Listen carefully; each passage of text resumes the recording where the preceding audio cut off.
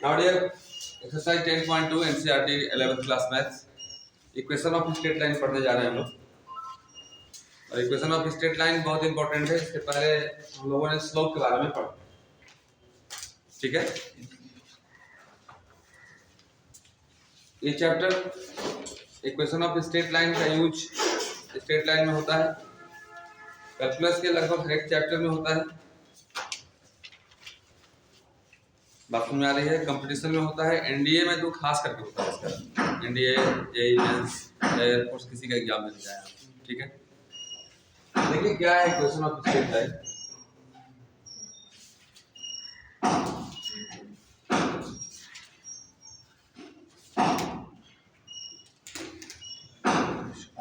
सरल रेखा का समीकरण हिंदी क्या होता है जी?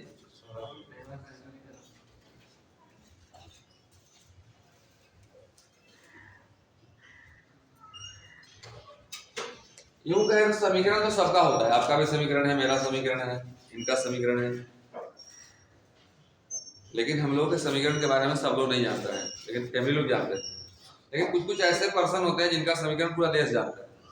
जैसे मोदी जी का समीकरण तो देश जानता है। मोदी जी का समीकरण कहने का मतलब हुआ कि वैसा चीज जो उनके लाइफ को संतुष्ट सेटिस्फाइड करे। जैसे कोई बोले कि मोदी जी रोज सुबह एक कुत्ते को मारते हैं तो खा जाते हैं, मानेंगे आप? नहीं। लेकिन अगर कोई बोले कि नागालैंड का एक आदमी है जो मार के खाता है तो सोचे कि चलो हो सकता है ऐसा करता होगा। महात्मा गांधी ने देश की आजादी में अपना योगदान दिया, सब कोई मानने को तैयार है, दिए थे। लेकिन बहुत ऐसे लोग हैं जो योगदान दिए होंगे, उनके बारे में लोग नहीं जानता है। तो कुछ कुछ इसका मतलब कि स्टैंडर्ड स्ट्रेट लाइन होते हैं जिनके इक्वेशन होते हैं। जैसे कुछ कुछ स्टैंडर्ड पर्सन है जिनके इक्वेशन है जो सब लोग जानता है। समझ में आ रही है? तो आइए हम लोग वही देखना है कि कौन कौन वैसे स्टैंडर्ड स्ट्रेट लाइन है जिनके इक्वेशन होते हैं, ठीक है। पहला वैसा स्ट्रेट लाइन जो एक्स के पैरेलल हो। देखेंगे आप,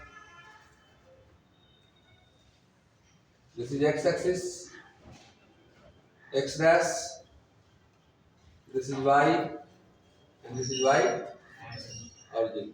तो एक्स के पैरेलल अगर कोई रेखा है तो वो रेखा ऊपर भी हो सकता है और नीचे भी हो सकता है। नहीं हो सकता है? तो ऊपर होगा तो अलग इक्वेशन हो जाएगा, और नीचे होगा तो अलग इक्वेशन हो जाएगा। जब लाइन x के पैरेलल होता है तो y एक्सिस को कुछ दूरी पे काटता है। ये काट रहा है, जितना दूरी पे काटेगा, जैसे मान लीजिए अगर यहाँ से यहाँ तक का डिस्टेंस c हो तो यह किसको काट रहा है? y को। तो इक्वेशन हो जाएगा y इक्वल टू c। अगर कहेगा कि वैसे स्ट्रेट लाइन का इक्वेशन निकालिए जो y को 5 डिस्टेंस पे काटता है, इक्वेशन हो जाएगा y इक्वल टू 5। या उधर जाएगा तो y minus c equal to. समझ आ रही है? तो याद रखेंगे, if a line which is parallel to x axis and above the origin, माने ऑरिजिन से ऊपर होगा तो। लेकिन अगर ऑरिजिन से नीचे हो जाएगा तो आप जानते हैं कि ऊपर में y पॉजिटिव होता है तो नीचे में y क्या होता है? तो नेगेटिव होता है। तो ये प्लस c है तो ये माइनस c दूरी पे काटेगा। यहाँ से यहाँ तक दूरी कितनी होगी? तो माइनस c। बात समझ में आ रही है? Yes sir. तब इक्वेशन इसका हो जाता है y equal to minus c। कितना हो जाता है? y इक्वल टू कहेगा above the origin तो y equal to c, below the origin तो y equal to minus c, या उधर जाएगा तो y plus c equal to 0। बक्सा में बंद कर दे रहे हैं, डब्बा में, मतलब अच्छा चीज है। Okay. Second, parallel to y axis. जब y के पैरेलल होगा तो आप देखेंगे आप x and y, x dash and y dash. आज की क्लास बहुत इंपॉर्टेंट है, लास्ट तक आप अपने दिमाग को कॉन्सेंट्रेट रखेंगे, इसका उपयोग बहुत आगे होने वाला है। अब देखेंगे कि तो y के पैरेलल होगा तो y के पैरेलल इधर भी हो सकता है, y के पैरेलल। तो यहाँ तो कहते थे अप एंड डाउन, यहाँ कहेंगे लेफ्ट एंड राइट। यहाँ खड़ा हो जाएंगे तो राइट में, या तो लेफ्ट में। तब y के पैरेलल है तो किसको काट रहा है, x को काट रहा है, जी काट रहा है। तो अगर ये डिस्टेंस c होगा तो इक्वेशन होगा x = c या x - c = 0। ओके, अगर इधर होगा तो -c डिस्टेंस पर काटेगा तो होगा x = -c या x + c = 0। Any problem? आप देखिए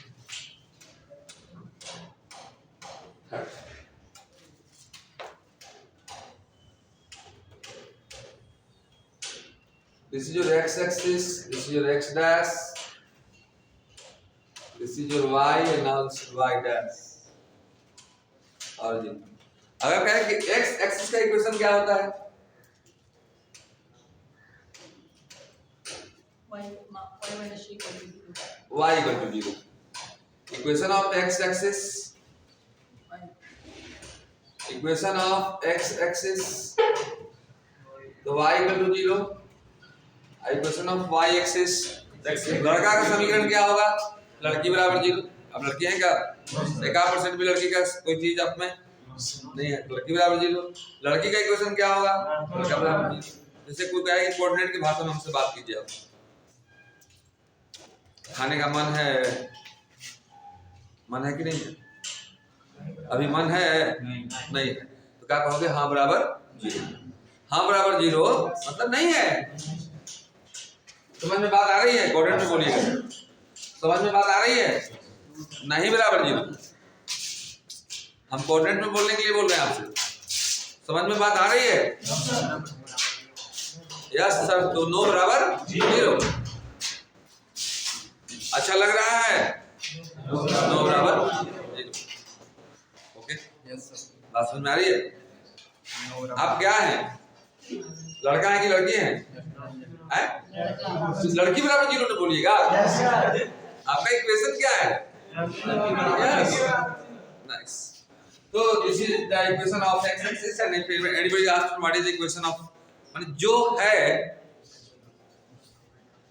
उसका उल्टा बराबर 0। बस समझ आ रही है? y का इक्वेशन x बराबर 0,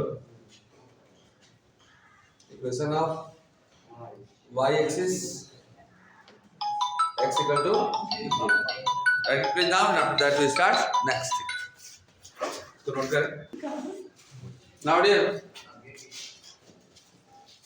एक पहला बताया x के पैरेलल ऊपर रहेगा y = c, नीचे रहेगा y = -c। y के पैरेलल पॉजिटिव डायरेक्शन में रहेगा तो x = c, नेगेटिव रहेगा तो x = -c।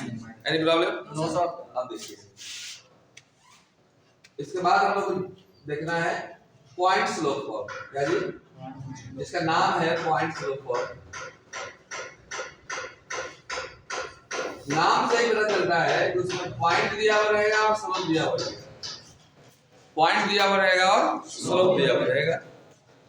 कहेगा कि एक लाइन का इक्वेशन निकालिए जिसका स्लोप m है और वह एक पॉइंट से पास करता है, मान लीजिए x1 और y1, x1 और y1।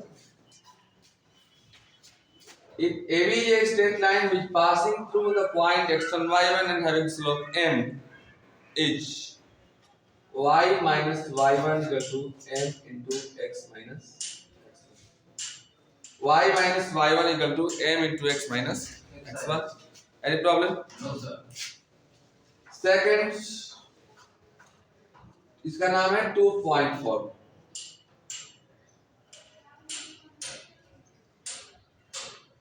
टू पॉइंट फॉर्म कहने से पता चल रहा है कि इसमें 2 पॉइंट दिया रहेगा।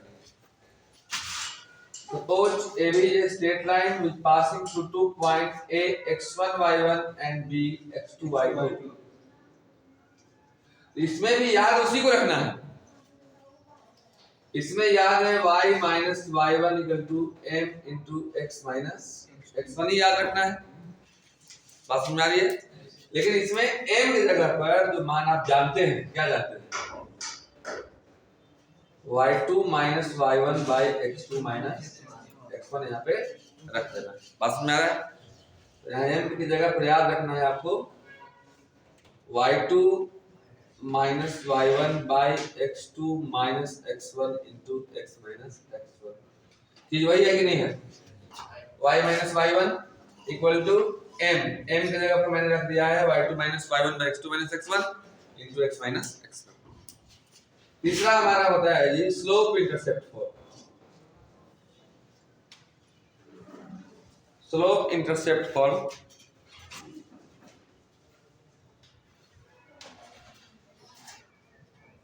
अब स्लोप इंटरसेप्ट फॉर्म क्या है देखिए, इसमें स्लोप दिया हुआ रहेगा और इंटरसेप्ट दिया। इंटरसेप्ट मतलब होता है कटान, कितना दूरी पे काटता है। सपोज ए बी जे स्ट्रेट लाइन, एक्स एक्सिस है, ये क्या है जी, तो जिसका स्लोप m दिया हुआ रहेगा और कहेगा कि यह y एक्सिस को c डिस्टेंस पे काटता है। कितना जी, c डिस्टेंस पे काटता है। तो इसका इक्वेशन होता है y equal to mx plus c। m क्या है, उस लाइन का स्लोप है, और c क्या है, वो डिस्टेंस है जितने दूरी पे काटता है। ओके, इसी में एक और फॉर्म है। अगर मान लिया जाए ऐसा कहे कि वह x को काटता है, मान लिया जाए x एक्सिस है, ये डिस्टेंस कितना है जी, तो d है, क्या है, d, x को काट रहा है, स्लोप कितना है, m। तो इक्वेशन हो जाता है y equal to m into x minus d।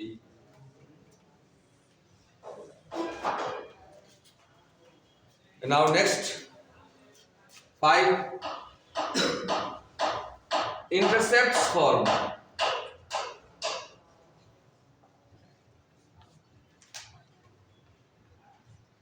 Intercepts form, इसमें इंटरसेप्ट नहीं है, जैसे बॉय और बॉय में अंतर है। बॉय मतलब एक लगता है, बॉय मतलब एक से ज्यादा, इसमें एक जगह नहीं काटता होगा। इसमें इंटरसेप्ट्स मतलब एक से ज्यादा जगह काटता होगा। तो दो ही एक्सिस है, दो ही जगह तो काटेगा ना जी, नहीं काटेगा, काटेगा। देखिएगा तो ये देखिएगा, this is x, x dash, y, y dash. और अगर ये भी एक स्ट्रेट लाइन है जो x एक्सिस को भी काटता है और y को भी काटता है, x को a डिस्टेंस पे काटता है और y को b डिस्टेंस पे काटता है, इससे इक्वेशन हो जाता है x upon a plus y upon b equal to 1। x upon a plus, ये सभी जो है सो ये समझिए एकदम ब्रह्मास्त्र दे रहे हैं। कोऑर्डिनेट के स्ट्रेट लाइन में यूज होगा, 12th क्लास का इंक्रीजिंग डिक्रीजिंग में यूज होगा, टेंजेंट नॉर्मल में यूज होगा, मैक्सिमम इनवर्स कंसेप्ट का यूज होगा, ड्यूरेबिलिटी एजरेट मेजर में इस्तेमाल होगा। 12th के सिलेबस में तो धुआंधार इस्तेमाल होता है। तो औजार रखोगे तब ना, ये तो औजार नहीं है, सामान्य नहीं है, लड़ाई कर में मारेगा आएगा सामान पर। आइए, कोई जरूरी तो नहीं कि इधर रहेगा, इस क्वाड्रेंट में भी हो सकता है। इस क्वाड्रेंट में होगा तो दूरी क्या हो जाता है, माइनस, तब x की दूरी a नहीं होगा, क्या होगा, तब इक्वेशन हो जाएगा x by minus a plus y by b equal to, हो सकता है इस क्वाड्रेंट में हो जाए, ये भी माइनस और ये भी माइनस b, तब इक्वेशन हो जाएगा x by minus a plus y by minus b equal to, अगर इस क्वाड्रेंट में हो जाए तो ये प्लस और ये x by a plus y by minus b equal to 1। And एक लास्ट फॉर्म हम लोग का बचा हुआ है, छठा, जिसे हम लोग नॉर्मल फॉर्म कहते हैं। क्या कहते हैं, नॉर्मल फॉर्म। नॉर्मल का हिंदी अभिलंब होता है या लंब होता है, मतलब परपेंडिकुलर कहिए या नॉर्मल कहिए। बात देखिए, देखिएगा इसमें क्या है,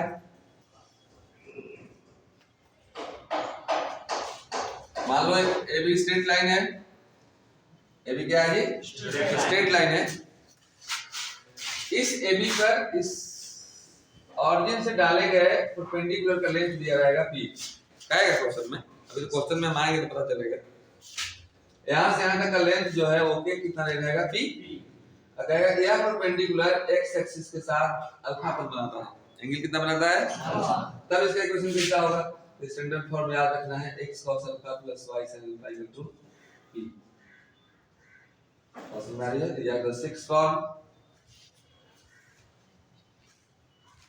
if you want to find what is the equation of straight line, तो आपको ये 6 चीजों को हमेशा दिमाग में रखना होगा। लड़ाई के मैदान में जा रहे हैं स्ट्रेट लाइन के क्वेश्चन निकालने, तो 6 चीजों को फिगर के साथ दिमाग में रखना होगा कि कब कैसे क्या होगा।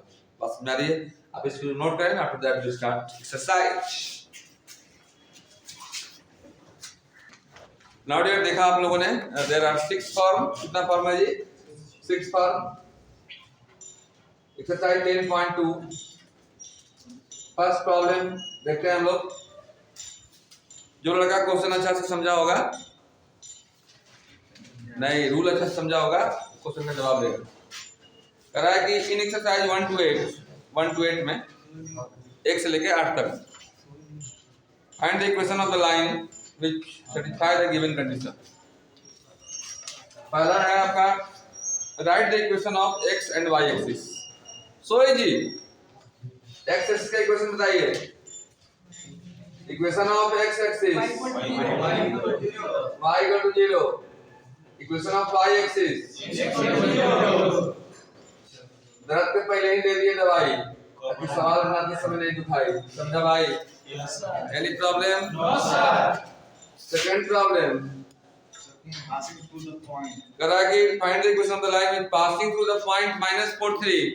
एक लाइन का इक्वेशन निकालना है जो -43 से पास करता है, मतलब एक पॉइंट दिया हुआ है एंड स्लोप इज 1/2, मतलब m दिया हुआ है 1/2। m मालूम है और पॉइंट मालूम है, पॉइंट स्लोप फॉर्म कौन लगेगा जी? पॉइंट दिया हुआ है और स्लोप दिया हुआ है, मतलब पॉइंट स्लोप फॉर्म लगेगा। x1 हो गया -4, y1 कितना हो गया 3। इसलिए इक्वेशन ऑफ a भी नाम दे दीजिए। इक्वेशन ऑफ a भी हो गया y - y1 m × x - x1। होता है ना? अभी लिखवाए जब y - y1 कितना है m 1/2 x - x1 -4 तो माइनस 2 डिवाइड में उधर जाएगा तो